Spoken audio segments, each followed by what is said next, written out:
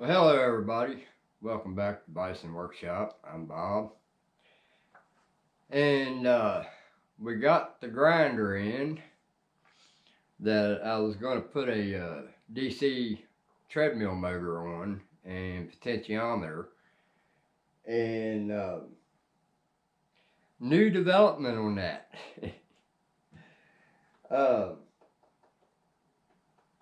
he was actually making the second one for me. And I didn't know that at the time I did the video. And he brought it over and gave it to me. And I had bought him a phone for his shop because we kept breaking up every time we was talking, so I thought maybe the phone was bad. And I had bought him a phone, so I took it over to give it to him, and he was working on that grinder. And I said, well, what's wrong with the other one? He said, well, that one's mine. Well, that gave it away. I knew what he was up to then. And he was making the second one for me. I thought maybe he was just bored and wanted to make a second one. Or maybe change some stuff that he had maybe made some mistakes on the first one. But that wasn't the case. He was giving it to me. So he hadn't done the base yet. And I said, well, don't worry about a base. I'll go ahead and build a base for it myself. That'll give me something to do too. So I have it sitting here behind me, and I've been working on the motor. I had a bunch of treadmill motors before I moved from Winston-Salem, and I left a lot of those motors in the camper shop that I had, and I knew that I had grabbed one of them and a bracket, mounting bracket with the hinge. Well, I couldn't find it. So I'll show you how I fixed that problem. So I'll put you down here to the bench and we'll show you what we got. So here's what we got. This is the grinder that he made, the belt grinder. And you put your belt on there, just like so. And then it will go back to the motor. So it won't stand up by itself right now. It has to have a little bit of weight. But this was the motor that I found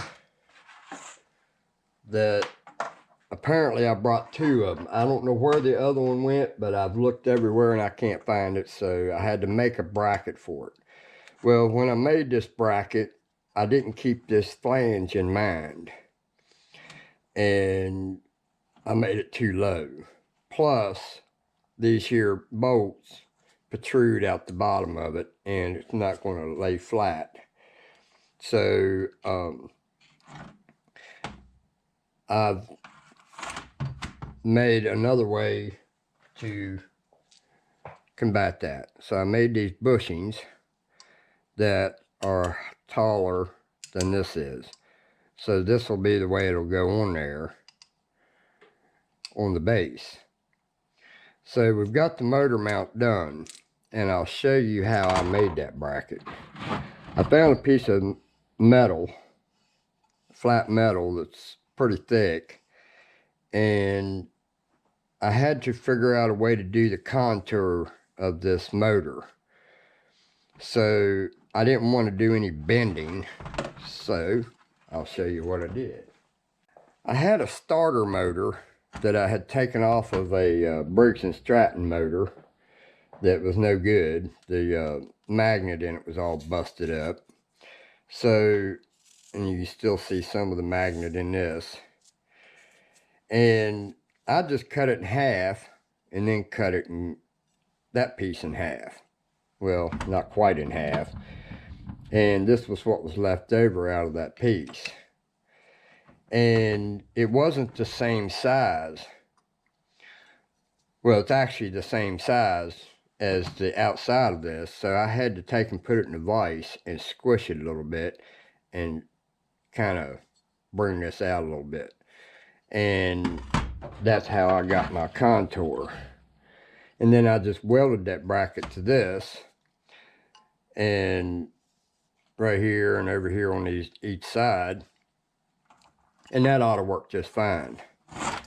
But I went to go look for a bracket for this thing, and I found them on eBay, but my God, they wanted anywhere from $35 to $75 just for that adjustable bracket, just like this bracket that's on this motor. And I thought that was ridiculous. So I just went ahead and made one. So now when this thing sets down on the base, it's going to have these bushings underneath of it, just like so.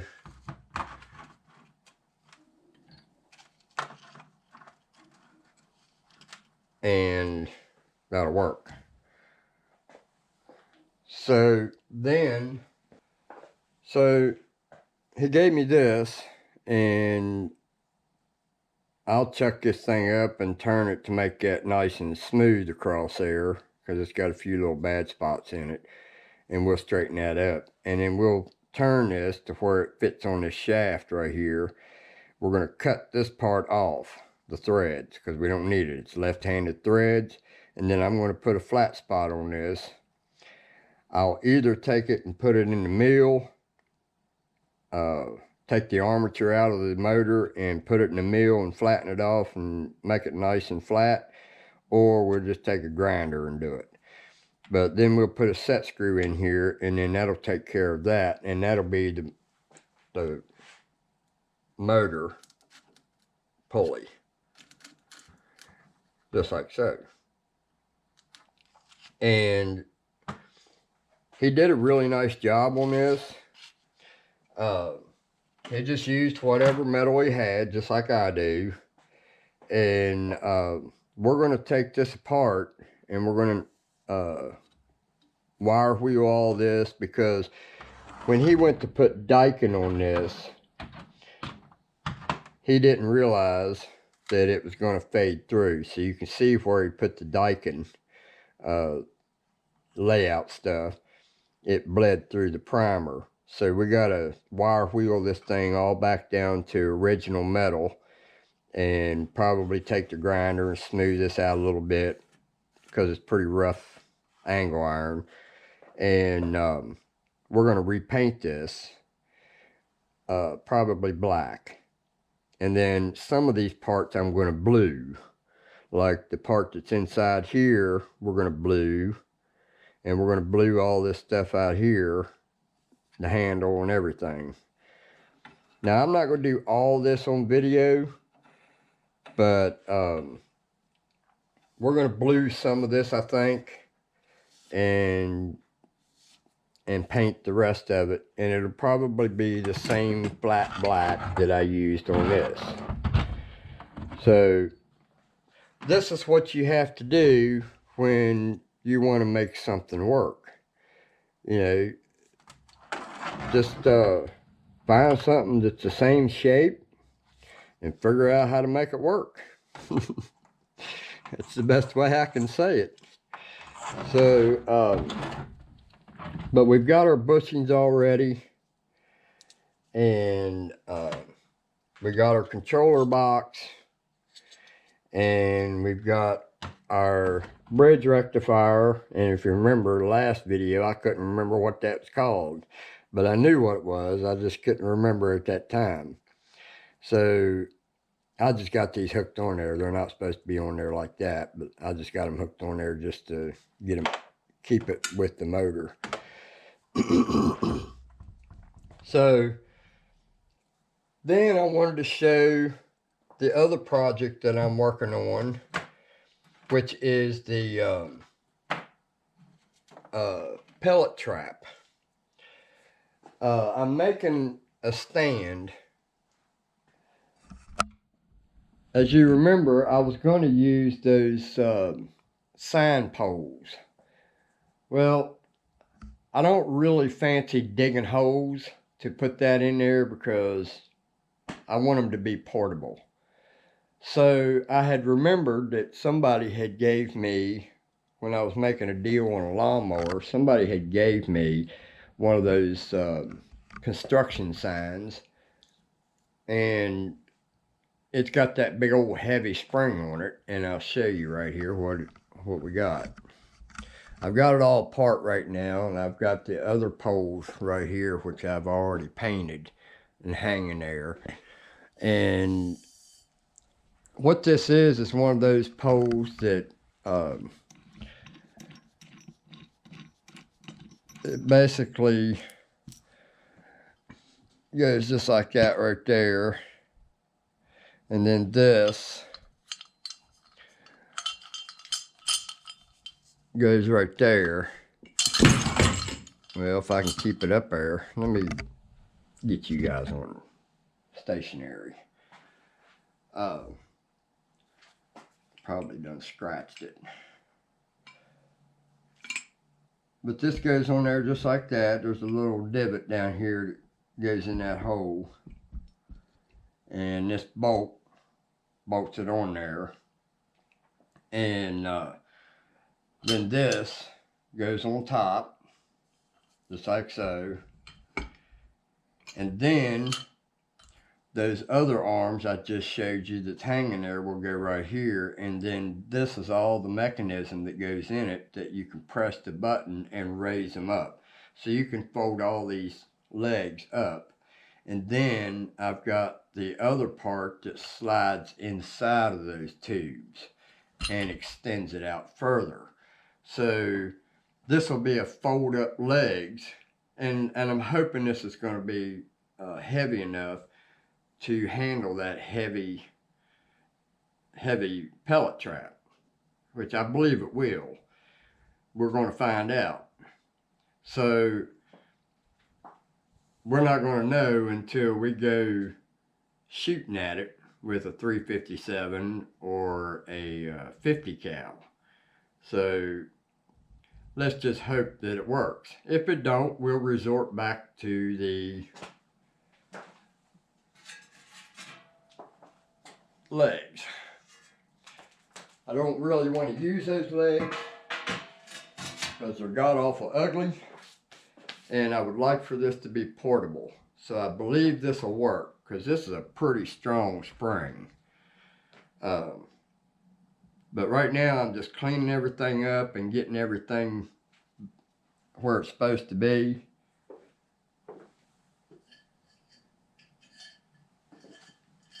So basically you have another pole that slides in and out of here, and then this goes on here just like that. And then you got a pin here, if I can remember how this goes. I don't remember exactly how it goes. I have to look at one of the ones that I haven't taken apart, and that's why I haven't taken one apart. I got one that I didn't take apart. I believe it goes just like that, and this pin goes into this hole, and you got two different positions, actually three different positions to move it up. So you just push that button and it pulls it, and then you got this little sleeve here or retainer that slides in there and holds it together. So we hope this works. I'm not ready to put this together yet. I just want to kind of give you guys an idea of what I've got with the pellet trap. Now, I also tried my hand at making a, man, there's bugs everywhere. I just killed a spider on my shoulder there while I was on the video, and he's trying to hide underneath that. But I made this thing right here and it is god awful. I'm ashamed of it. I don't have a metal brake, and this stuff is god awful hard to bend. So it looks really terrible. But the idea is this. This will go in a slot that I made on the bottom, because this is where all the pellets come through when it hits. So I made this so it would latch in there like that and then bolt to the back. Well, I don't like it. It's ugly. I don't have a brake, so I'm not going to put that ugly thing on my pellet trap. So I found something that's a little thinner. And we're going to make this work because it's about the same size as what I've got there as the gully. And basically all I have to do is just split that right there, bend this the other direction, and it'll go right in there. And then we'll put 2 screws, thumb screws, on the back side of it to hold it on there. And this will be lighter, and when it's full of pellets, it's going to be pretty heavy anyway. So if I had a brake, this year would have been perfect.